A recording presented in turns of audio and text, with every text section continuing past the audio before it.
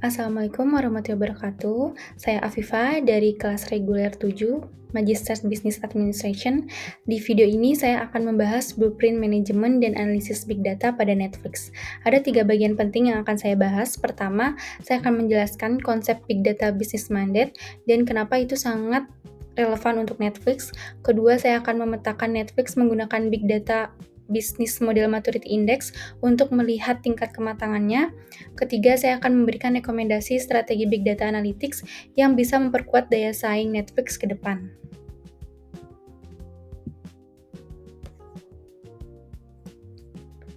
Big Data Business Mandate itu inti mandat bisnis. Mengapa Big Data bukan sekedar IT, tapi jadi kebutuhan strategis perusahaan?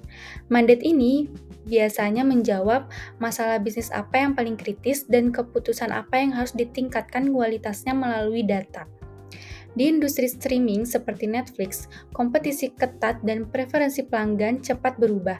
Jadi, Netflix di sini memerlukan big data untuk menjaga pertumbuhan pelanggan, mengurangi churn, mengoptimalkan biaya konten, dan memastikan pengalaman menonton tetap mulus.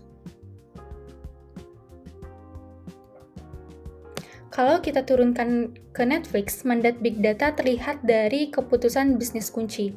Pertama, personalisasi. Netflix harus bisa menyarankan konten yang tepat untuk tiap pengguna agar engagement-nya naik. Kedua, retention dan churn control. Kalau pengguna tidak menemukan konten yang relevan atau pengalaman menontonnya buruk, mereka bisa berhenti berlangganan. Ketiga, keputusan investasi konten. Netflix memerlukan data untuk memutuskan konten mana yang layak diproduksi atau dibeli lisensinya karena biaya konten ini sangat besar. Keempat, quality of experience. Kualitas streaming langsung memengaruhi kepuasan. KPI-nya di sini sudah jelas, yaitu berkaitan dengan watch time, churn, LTV, ROI konten, dan matrix quality of experience seperti buffering. Pada Big Data Business Model Maturity Index, kematangan Big Data diukur dari sejauh mana data dan analytics benar-benar terintegrasi ke model bisnis. Tahap awal di sini adalah business monitoring, fokus pada dashboard KPI dan juga laporan, lalu naik ke business insight. Organisasi di sini mulai menemukan pola dan penyebab. Berikutnya ke business optimization analytics, dipakai untuk memprediksi dan merekomendasikan tindakan yang terbaik. Setelah itu, data monetization, data dan model analytics menghasilkan nilai ekonomi yang nyata, dan tahap tertinggi adalah bisnis metamorfosis ketika data bukan lagi pendukung, tetapi menjadi inti yang mengubah cara perusahaan menciptakan sebuah value. Kalau kita petakan Netflix ke 5 tahap maturity yang dijelaskan pada slide berikut, pada tahap business monitoring, Netflix sangat kuat karena memonitor metrik streaming dan performa konten secara real time. Di tahap business insight, Netflix mampu membaca pola perilaku menonton, misalnya titik pengguna berhenti menonton dan preferensi genre. Tahap business optimization bahkan sudah menjadi jantung bagi bisnis Netflix itu sendiri, yaitu terkait rekomendasi personal, ranking konten, A or B testing untuk pengalaman pengguna, sampai optimasi kualitas streaming. Lalu masuk ke tahap data monetization, terlihat karena data dan model analitik secara langsung meningkatkan nilai ekonomi, retensi naik, churn-nya turun, dan efisiensi belanja kontennya meningkat.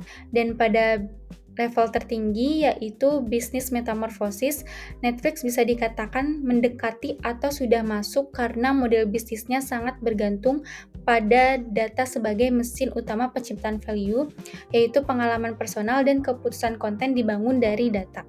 Kesimpulannya, di sini posisi Netflix minimal sudah ada di tahap 4, yaitu data monetization, dan menuju atau nyaris ke tahap 5, yaitu bisnis metamorfosis. Selanjutnya adalah rekomendasi strategi Big Data Analytics. Di sini saya susun agar Netflix makin kuat di tahap data monetization dan melangkah ke bisnis metamorfosis.